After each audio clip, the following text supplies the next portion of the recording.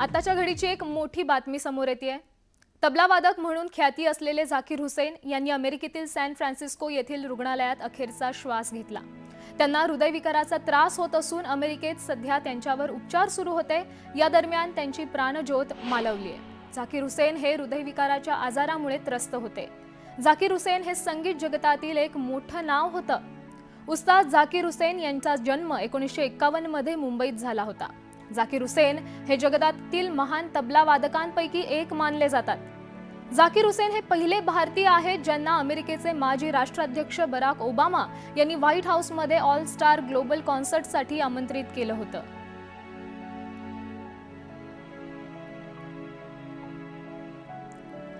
झाकीर हुसैन यांच्या चाहत्यांसाठी अतिशय दुःखद बातमी म्हणावी लागेल। तबलावादक म्हणून ख्याती असलेले झाकीर हुसैन यांनी अमेरिकेतील सॅन फ्रान्सिस्को येथील रुग्णालयात अखेरचा श्वास घेतलाय।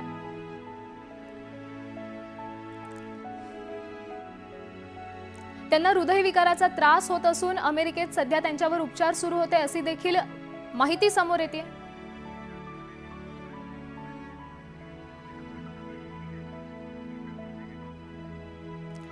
आपले प्रतिनिधी सध्या विशाल परदेशी आपल्या सोबत जोडले गेले आहेत।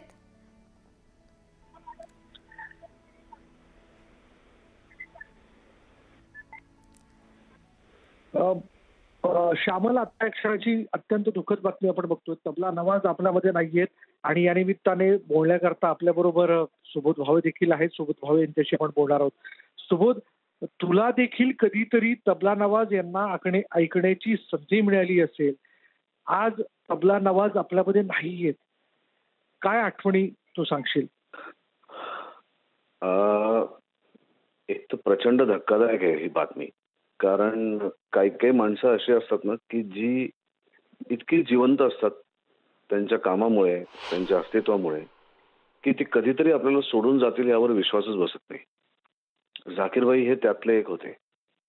शाळेत असताना आमच्या इथे दगडूशेठ हलवाई गणपती मंडळाचा महोत्सव होता आणि त्या महोत्सवात झाकीर भाईंचं तबलावादन ऐकण्याची संधी मला मिळाली होती.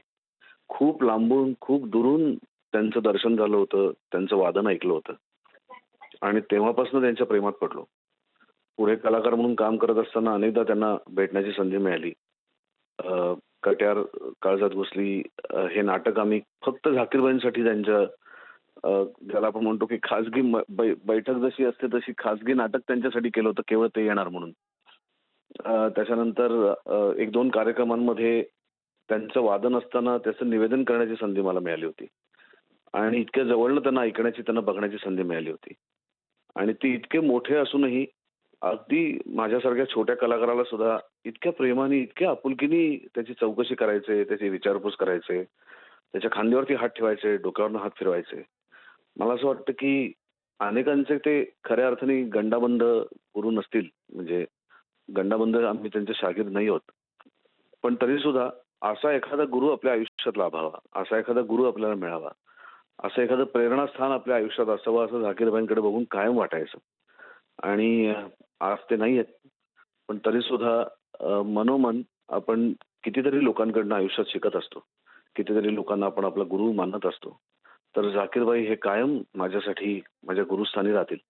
भले मला तबला येत नसेल, मी तबला शिकलो नसेल कधीच. पण एक कलाकार कसा असावा, त्याने आपल्या कलेला कसं सादर करावं, कलेप्रती निष्ठा, प्रेम कसं असावं, हे माझ्या गुरूंनी म्हणजे झाकीरबाईंनी मला शिकवलं. आणि त्यांची छबी जी अत्यंत हसणारी, मनमोहक, कधीही मी झाकीरबाईंना आजपर्यंत त्यांच्या कुठल्याही फोटोमध्ये निराश, उदास कधी पाहिलं नाही. मला असं वाटतं हजारो लाखोंच्या आयुष्याला आनंद देणारा असा एक अवलिया कधी हे जग सोडून जाऊच शकत नाही. झाकीरबाई हे कायम जिवंत आहेत, राहतील कायम.